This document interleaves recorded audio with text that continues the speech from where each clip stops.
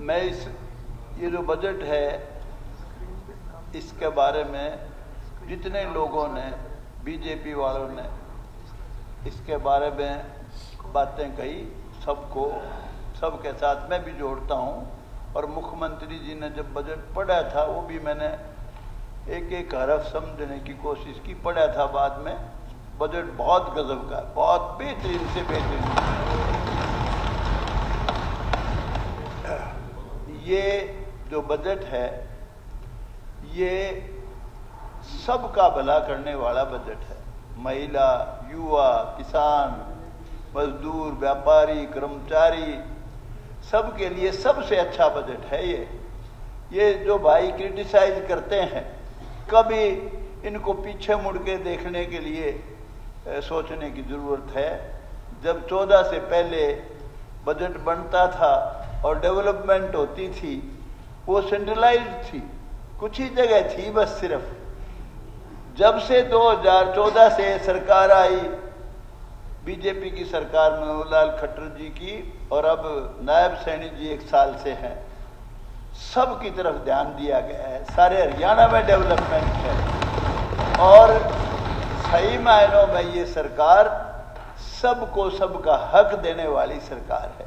इसमें ये नहीं है जिस तरह के, मैं उस पर गौर बात नहीं करूंगा जो आज चर्चा चल रही थी फैसलों की और की हाई कोर्ट के, लेकिन इस सरकार में पहली बार जो किसी को पता लगा, महसूस हुआ कि भाई इस सरकार में मेरिट के आधार पर नौकरी सबको मिलनी चाहिए। सब, हर गरीब के गरीब का बच्चा कोई डीएसपी, बड़ी बड़ी पोस्टों पर लगे। बच्चे जो बेचारे, जिनके माँ बाप तलाश करते फिरते थे कि नौकरी कैसे लगेगी, किसकी सिफारिश लगवाऊं, वो सब अपने बच्चों को पढ़ाने लग गए। पहली बार ये अच्छी शुरुआत हुई और डेवलपमेंट भी सारे हरियाणा में बराबर हुई। तो ये बहुत अच्छा बजट है। एक बात ज़रूर है, कुछ बातें हैं जो जिनका सरकार की तरफ ध्यान दिलाना चाहता हूँ। खट्टर साहब ने शुरू की थी मेरिट से नौकरी। मेरा उस समय भी कहना था खट्टर साहब को, उन्होंने कुछ बातों की तरफ गौर भी किया। मैंने एक बार कहा था, मगर जी जो मेरिट में जिन्होंने सैकड़ों बहुत मुद्दत तक हरियाणा बनने के बाद राज किया है, बहुत आगे चले गए, जो मेरिट में पिछड़ गए, उनके लिए आपने क्या किया, क्या सोचा?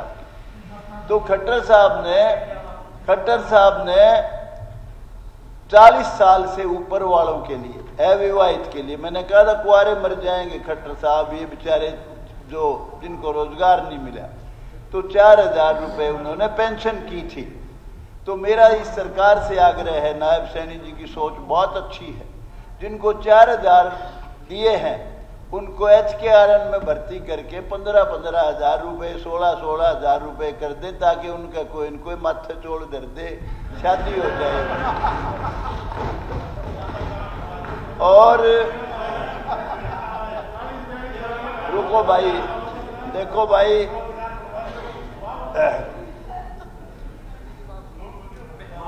स्पीकर सर, जो मैं बात कहूंगा सत्य बोलूंगा, झूठ कूट मुझे आती ही नहीं है, ये मेरी डिक्शनरी में है ही नहीं।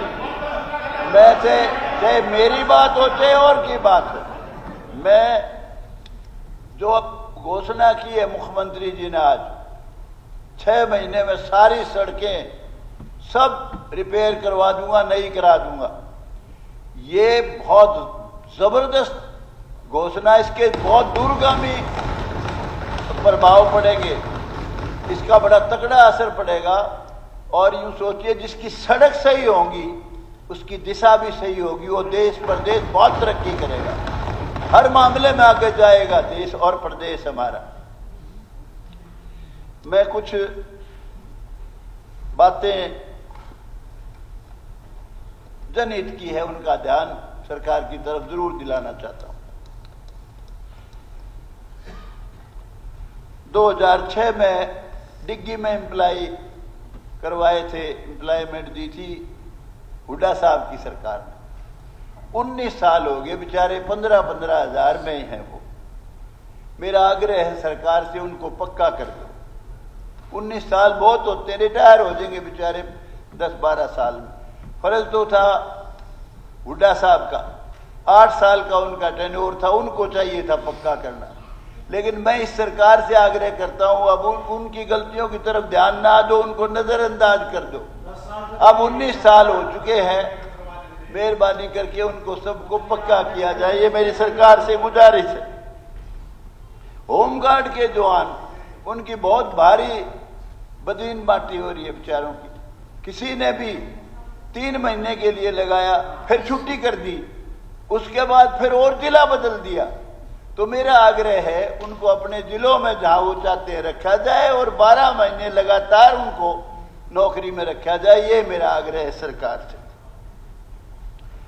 और जो ये बेचारे बिजली में टेक्निकल एम्प्लॉइज हैं, एक्सीडेंट हो जाता है, कोई मर जाता है, तो उन सब के लिए रिस्क अलाउंस सरकार जरूर घोषणा करे और लागू करे। और जो तालाब सूख गए हैं, सिर्फ तालाब लिखा हुआ है, तालाब है नहीं मौके पे। हमारे बास गांव में 24 एकड़ के करीब जमीन है, उस पर तालाब लिखा गया, तालाब है ही नहीं मौके पे। और इसी तरह से उसी गांव में 2 जगह तालाब लिखा हुआ, तालाब नहीं है, उसको तालाब की श्रेणी से हटा के कोई हाई कोर्ट या सुप्रीम कोर्ट का डिसीजन था, वो बिल्कुल सरकार कानून बना के खत्म करे और जितने मवेशी हैं उनके लिए बिल्कुल साफ पानी नहरों का उसमें डले। आज जो तालाब है वो तो ऐसे हो रहे जिससे कैंसर पैदा होता है, पशु गंदा पानी पीते हैं।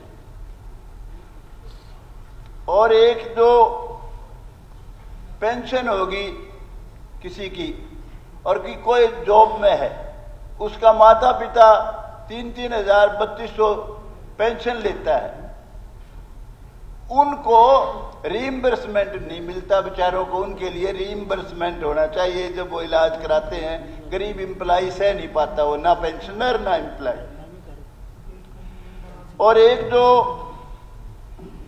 मनोहर लाल जी खट्टर जी ने जिस तरीके से इलीगल कॉलोनियां लीगलाइज की थी,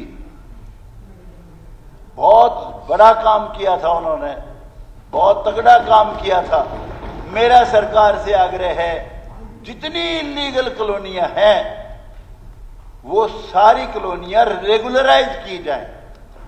जो भाई ये आवाज उठाते हैं, कुछ भाई यहां से भी आवाज उठा रहे थे कि जी फलानी जगह वो बन गया, वो इलीगल बनाने लग रहे हैं, पहले रजिस्ट्री कराते हैं बेचारे, पैसे देते हैं, सरकार को लाभ होता है, उसके बाद वो मकान बनता है, जब भी पैसे ले जाते हैं कई लोग, और मकान बनने के बाद खुद के कागजे पर हाथ रख के देखो, वो अगर कोई गिरा दे या इलीगल ही रहे तो कितना बड़ा जुल्म है। तो मेरा सरकार से आग्रह है सारी कॉलोनियां लीगल करें, एक भी इलीगल ना छोड़े, मेरा सरकार से आग्रह। अध्यक्ष महोदय, ये सरकार बहुत गजब की सरकार है, बहुत बढ़िया सरकार है। खट्टर साहब ने एक कानून बनाया था ऑनलाइन ट्रांसफर पॉलिसी, वो मेरा आग्रह है सरकार से। टीचर्स में तो ये सही है, उसमें भी कोई न कोई खाना छोड़ दे, कोई का जहां बहुत जरूरतमंद है उसका ट्रांसफर हो जाए, वरना ये मोस्ट डैमेजिंग है सरकार के लिए। ऑनलाइन ट्रांसफर पॉलिसी इमीडिएटली खत्म करनी चाहिए।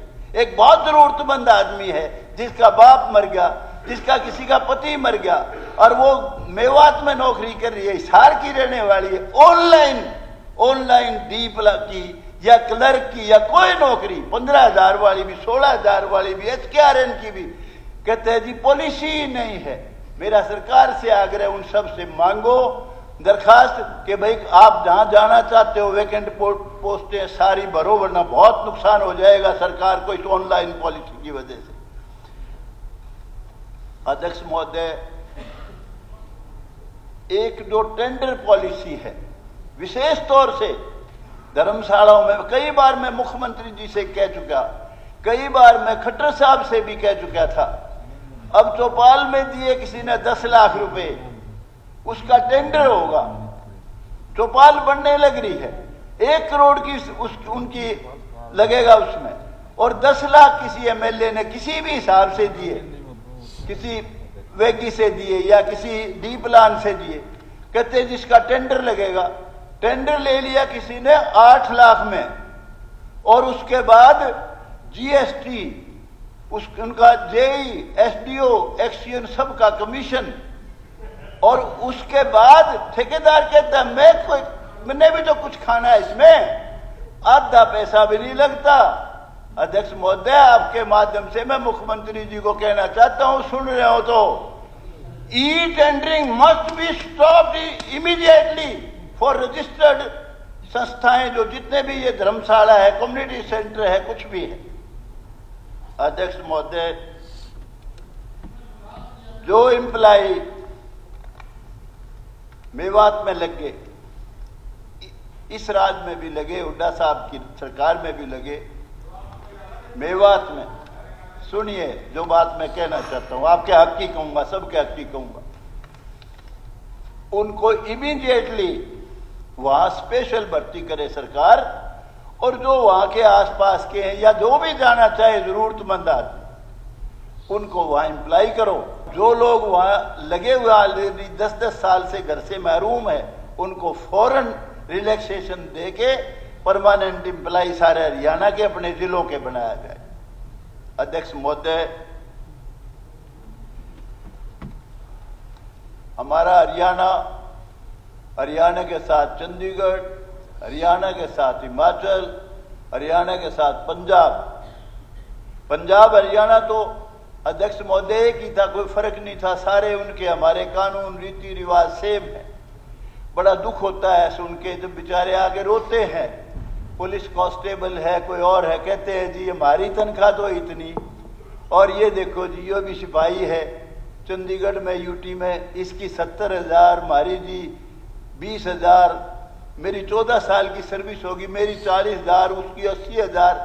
मेरा सरकार से आग्रह है, बहुत खतरनाक ड्यूटी देते हैं बेचारे, करप्शन भी इसीलिए करते हैं, वरना करप्शन भी बहुत कम करेंगे, बहुत फर्क पड़ जाएगा। उनको पंजाब के समान वेतनमान दिया जाए, मेरा सरकार से आग्रह है। अध्यक्ष महोदय, मैं नहीं कहता कि आज नायब सिंह सैनी सक्षम है कि नहीं, आई थिंक सक्षम नहीं है। बहुत दिन से मामला चल रहा है ओल्ड पेंशन का, पुरानी पेंशन का। पेंशन के बिना एम्प्लाई, यूं समझिए बिना एम्प्लॉयमेंट का है, बिना सरकारी एम्प्लाई है। मोदी साहब से रिक्वेस्ट करे, सरकार से रिक्वेस्ट करे कि जी ये पुरानी पेंशन जो है उसको बहाल करो, ये बहुत जरूरी है। अध्यक्ष महोदय, अब आप घंटी तो आप 3 मिनट खा गए थे जी पहले, मेरे ये हुड्डा साहब बोले, फिर एक मंत्री बोला, दूसरा मंत्री बोला, पिछली बार अरे पिछली बार कह रहा हूं भाई। चलो